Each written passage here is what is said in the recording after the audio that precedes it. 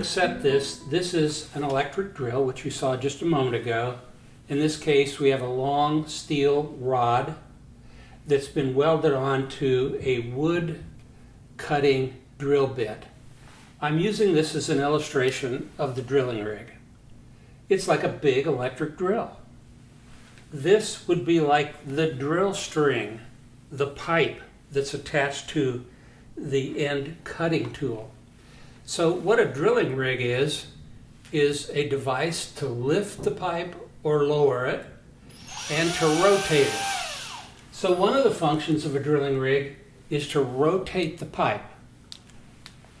So the electric drill shows that the drill bit is being turned. You can turn it at different speeds. You can turn it very slowly. There are times when drilling through rock has to use a slower rotating speed, and other times when it's real soft, perhaps, we can really speed it up. Here's the whole point. The driller is the guy responsible for hoisting, lifting, and lowering the pipe. He's responsible for turning it, rotating it at the right speed. He has to be a pretty clever, highly experienced guy. So we have a lifting function in a rotary drilling rig. We have a rotating function. Now this is all complicated machinery that's used to do this. But there's another thing that has to be done. If you'll look at this bucket and think of it as a huge tank that's filled with mud. Now this mud isn't just the old traditional mud you find in your backyard, although it's similar. Basically it's water. It has chemicals in it that serve particular functions. It has clay particles, and in some cases it might even have ground up lead in it. But what it is a thick, viscous fluid that's dense, such that when you're drilling, you don't want high pressure gas, oil, or water zones to start pushing back out of that hole, because now you can damage your rig and you can kill people. So the drilling mud is of such a density and weight that it prevents the well from kicking. That's what they call it. You don't want pressure pushing any of that liquid out of that borehole. So you have to have pumps.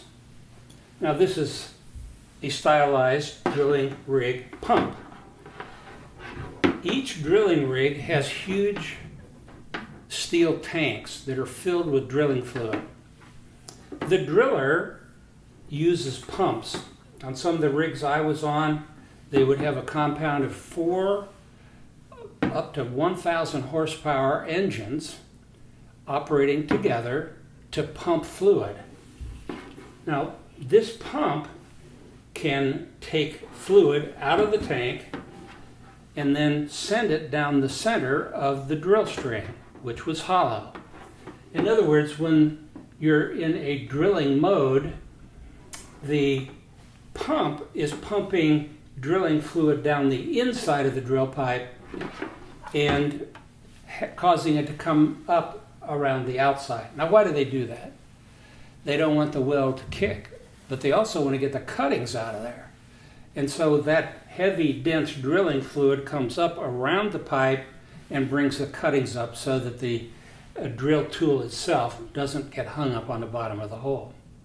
So basically then, a drilling rig, a rotary drilling rig, is just basically a lifting tool, a rotating tool, and a pumping tool.